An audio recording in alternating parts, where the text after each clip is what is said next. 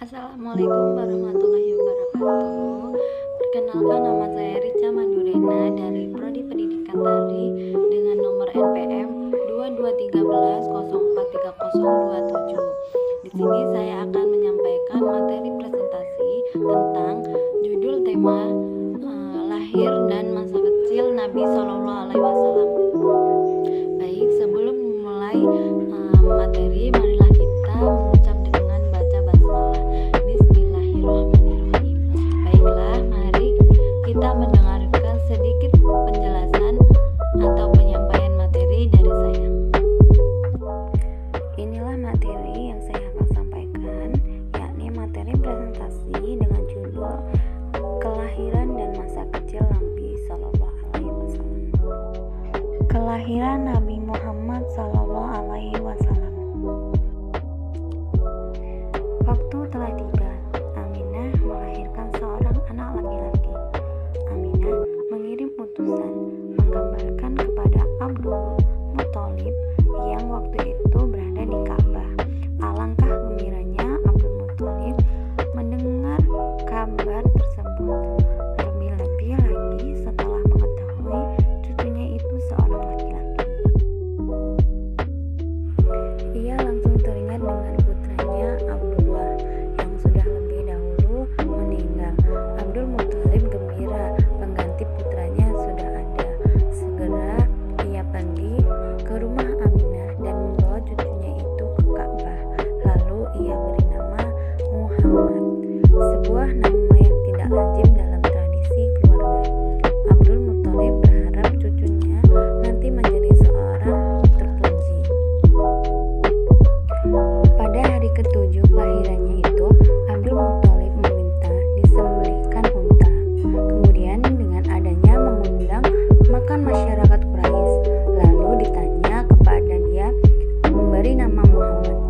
Abdul Muthalib menjawab, "Ku ingin dia akan menjadi seorang terpuji bagi Tuhan di langit dan bagi makhluk-makhluknya di bumi."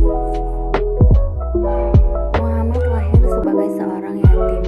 Diisyaratkan dalam surat Ad-Duha, Allah berfirman, "Bukanlah dia mendapatimu sebagai seorang yatim, lalu dia melindungimu." Quran surat Ad-Duha ayat 93. Pembahasan selanjutnya yakni masa kecil Nabi Muhammad SAW. Adanya tradisi bangsawan Arab pada waktu itu adalah menyerahkan bayi-bayi mereka kepada perempuan dari pedalaman untuk disusui. Tujuannya agar bayi-bayi terhindar dari penyakit yang menyebar di perkotaan dan agar fisiknya bisa tumbuh sehat di tengah-tengah hawa pedalaman yang segar. Perempuan-perempuan dari pedalaman tentu mengharapkan upah yang memadai untuk jasanya selama 2 tahun. Sebab Muhammad adalah seorang yatim, maka para wanita menghindarinya.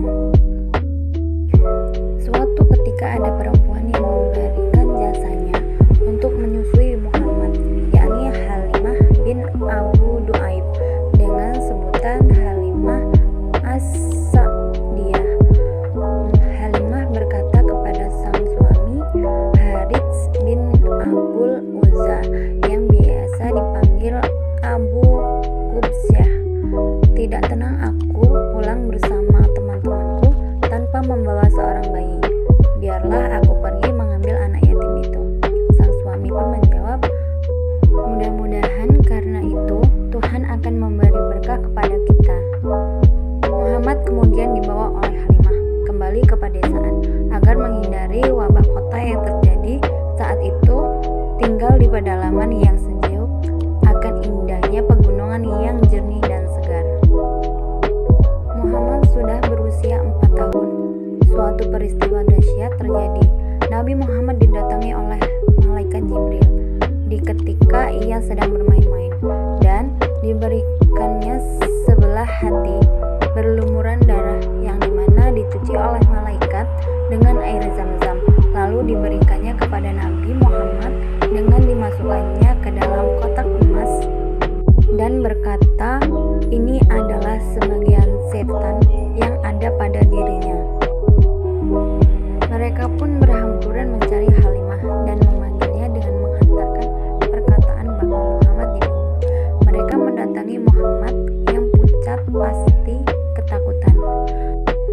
Peristiwa ini diisyaratkan dalam surah Asy-Syarh. Allah Subhanahu wa taala berfirman, "Bukanlah kami telah melapangkan untukmu dadaku." Quran surat Asy-Syarh ayat 94. Dari kejadian itu Halimah sangatlah khawatir terhadap keselamatan Muhammad. Lalu Muhammad segera dipulangkan kepada ibunya di Makkah. Muhammad kecil kembali ke pangkuan ibunya. Muhammad berusia 6 tahun diajak berziarah ke makam sang ayah Abdullah di Madinah. Aminah membawa serta Ummu Aiman mendampinginya. Aminah telah tinggal di sana selama 1 bulan. Kemudian kembali ke Mekah, tetapi dia dalam perjalanan pulang Aminah jatuh sakit, kemudian meninggal dan dikuburkan di Abwa.